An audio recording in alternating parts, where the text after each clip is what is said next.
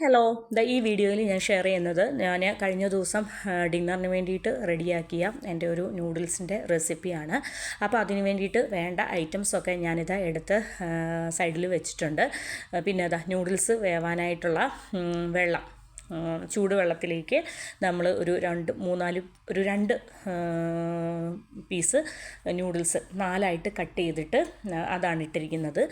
അപ്പോൾ ഇതൊന്ന് ബോയിലായിട്ട് വരട്ടെ. ഒരു 50% വെന്താൽ മതി. കാര്യം എന്താണെന്ന് വെച്ചാൽ അതിനുശേഷം നമുക്ക് വീണ്ടും ഐറ്റംസൊക്കെ ഇട്ടിട്ട് ഒന്ന് വേവിച്ചെടുക്കണമല്ലോ. അതുകൊണ്ടൊരു 50, ഒരുപാട് വെന്ത് പോകണ്ട, ഒരു ഹാഫ് വേവുമ്പോഴത്തേനും നമുക്ക് മാറ്റാം. പിന്നെ ഇപ്പോൾ ബാക്കി ഐറ്റംസൊക്കെ നമുക്ക് നോക്കാം. ഒരു വലിയ ക്യാരറ്റ് നീളത്തിൽ കട്ട് ചെയ്ത് വെച്ചിട്ടുണ്ട്. പിന്നെ കുറച്ച് ബോൺലെസ് ചിക്കൻ എടുത്ത് മാറ്റി വെച്ചിട്ടുണ്ട്.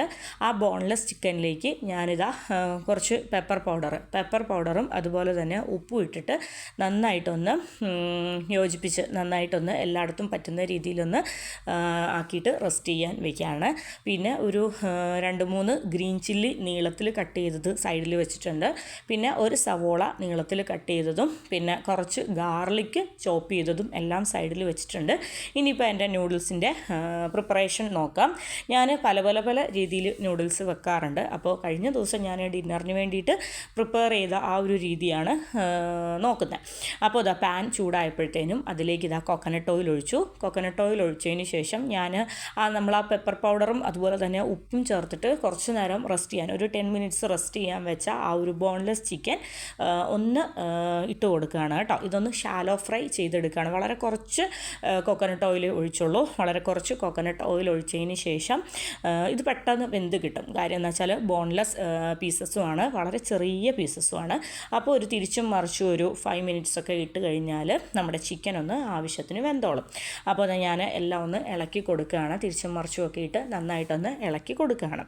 അപ്പോൾ ഈ ഒരു നൂഡിൽസിന് ഞാൻ ഒരുപാട് വെജിറ്റബിൾസ് ഒന്നും ആഡ് ചെയ്യുന്നില്ല. നോർമലി ഞാൻ ചില ദിവസങ്ങളിൽ ക്യാബേജ്, ക്യാരറ്റ്, ബീൻസ് ഒക്കെ ചേർത്തിട്ടാണ് നൂഡിൽസ് ഉണ്ടാക്കുന്നത്. ഇന്ന് ഞാൻ എന്താണേലും ബീൻസും അതുപോലെ തന്നെ ക്യാബേജൊക്കെ സ്കിപ്പ് ചെയ്തു. ഇന്ന് ചിക്കനും ക്യാരറ്റും വെച്ചിട്ടുള്ള ഒരു സിമ്പിൾ നൂഡിൽസിൻ്റെ റെസിപ്പിയാണ്. അപ്പോൾ നമ്മൾ ഡിന്നറിന് വേണ്ടിയിട്ട് ഇടയ്ക്ക് ഞാൻ ഇങ്ങനെ ഈ സെയിം രീതിയിൽ തന്നെ പാസ്തയും അതുപോലെ തന്നെ ഈ സെയിം രീതിയിൽ തന്നെ നൂഡിൽസൊക്കെ എടുക്കാറുണ്ട്. അപ്പോൾ കൂടുതലും എടുക്കാറുള്ളത് വീറ്റ് പാസ്ത ആയിരിക്കും, അതുപോലെ തന്നെ വീറ്റ് നൂഡിൽസ് ആയിരിക്കും. അങ്ങനെയൊക്കെയാണ്. അപ്പം നമ്മുടെ ചിക്കൻ ഒന്ന് റെഡിയായി വന്നു, ഒന്ന് വെന്ത് ഓക്കെ ആയി. അപ്പോൾ അപ്പോഴത്തേനും ഞാൻ എന്ത് ചെയ്തു, ആ ഗ്രീൻ ചില്ലി നീളത്തിൽ കട്ട് ചെയ്ത് വെച്ചിരിക്കുന്ന ഗ്രീൻ ചില്ലിയും അതുപോലെ തന്നെ ചോപ്പ് ചെയ്ത് വെച്ചിരിക്കുന്ന ഒരു 2-3 വെളുത്തുള്ളി അതും കൂടി ഞാനിതാ ആ ഒരു സെയിം ചിക്കൻ ഷാലോ ഫ്രൈ ചെയ്ത ആ സെയിം ഓയിലിലേക്ക് ഇട്ട് കൊടുക്കുകയാണ്. പിന്നെ അതിൻ്റെ മുകളിലേക്ക് ഒരു സവോള തിന്നായിട്ട് നീളത്തിൽ കട്ട് ചെയ്തത് അതും ഇട്ട് കൊടുക്കുകയാണ്. അപ്പോൾ ഞാൻ ഒരു 1 പോട്ട് റെസിപ്പി എന്നുള്ള രീതിയിൽ പെട്ടെന്ന് എല്ലാം കൂടെ ഒന്ന് തട്ടിക്കൂട്ടി കുക്ക് ചെയ്തെടുക്കുകയാണ്. അപ്പോൾ ഇത് കുട്ടികൾക്കൊക്കെ ഒരുപാട് ഇഷ്ടപ്പെടും. പിന്നെ വെജിറ്റബിൾസൊക്കെ കഴിക്കാത്ത കുട്ടികളാണെങ്കിൽ ഇങ്ങനെ നൂഡിൽസൊക്കെ റെഡിയാക്കി കൊടുക്കുകയാണെങ്കിൽ അവരുടെ ഉള്ളിൽ ഇപ്പോൾ ഫ്രൈഡ് റൈസും നൂഡിൽസും ഒക്കെ റെഡിയാക്കി കൊടുക്കുകയാണെങ്കിൽ അവർ കഴിച്ചോളും. വെജിറ്റബിൾസൊക്കെ ടേസ്റ്റി ആയിട്ട് കഴിച്ചോളും. അപ്പോൾ ഞാൻ ഇതിലേക്ക് ചിക്കനും അതുപോലെ തന്നെ ഗ്രീൻ ചില്ലിയും സവോളയും ഗാർലിക്കുമാണ് ഇട്ടിരിക്കുന്നത്. അപ്പോൾ ഓരോരുത്തരുടെ എരിവിനനുസരിച്ച് നമുക്ക് ചേർക്കാം. അപ്പോൾ ഞാൻ കുട്ടികളൊക്കെ കഴിക്കുന്നത് കൊണ്ട് ഓവർ എരിവ് ആക്കുന്നില്ല. അതുകൊണ്ട് ആവശ്യത്തിന് പെപ്പർ പൗഡറും അതുപോലെ തന്നെ ഒരു 2 ഗ്രീൻ ചില്ലി മാത്രമേ ഞാൻ നീളത്തിൽ കട്ട് ചെയ്തിട്ടുള്ളൂ. എക്സ്ട്രാ എരിവ് വേണ്ടവർക്ക് വീണ്ടും പെപ്പർ പൗഡറൊക്കെ ആഡ് ചെയ്യാം. പിന്നെ ചിക്കൻ നമ്മൾ ആ മാരിനേറ്റ് ചെയ്ത് വെക്കുന്ന സമയത്ത് വേണമെങ്കിൽ കാശ്മീരി ചില്ലി പൗഡറൊക്കെ ആഡ് ചെയ്യാം. ഞാൻ ഇന്ന് പെപ്പർ പൗഡറിലും ഉപ്പിലും മാത്രമേ ചെയ്തിട്ടുള്ളൂ.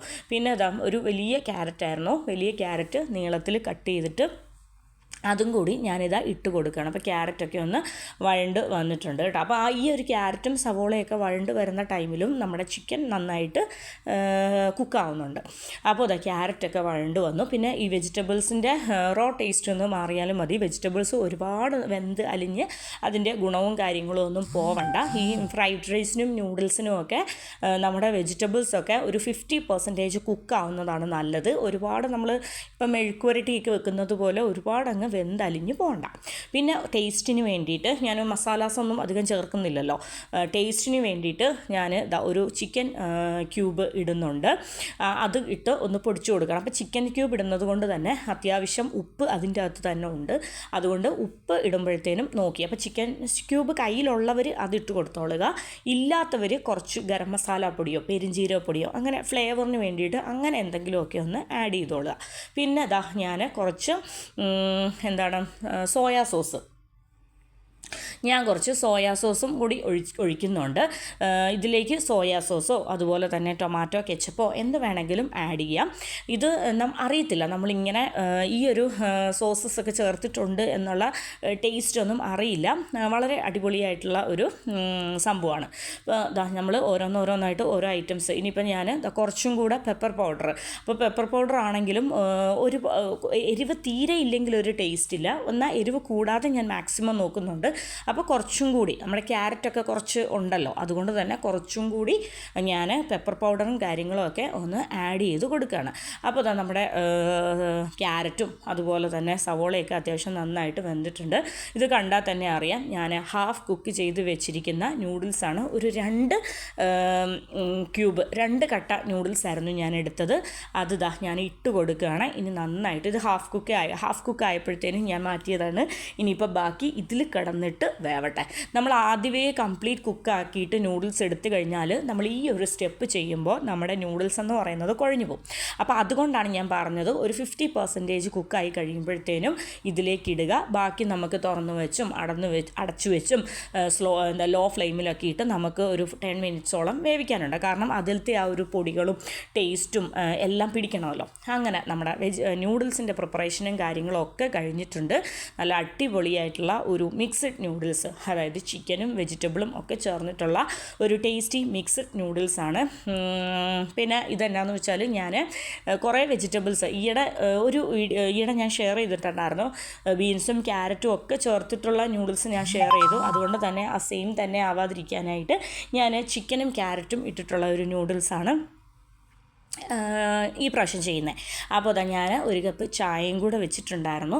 അപ്പോൾ വളരെ അടിപൊളിയായിട്ടുള്ള നമ്മുടെ ചിക്കൻ ക്യാരറ്റ് നൂഡിൽസ് അല്ലെങ്കിൽ നമ്മുടെ മിക്സ്ഡ് നൂഡിൽസ് റെഡി ആയിട്ടുണ്ട്.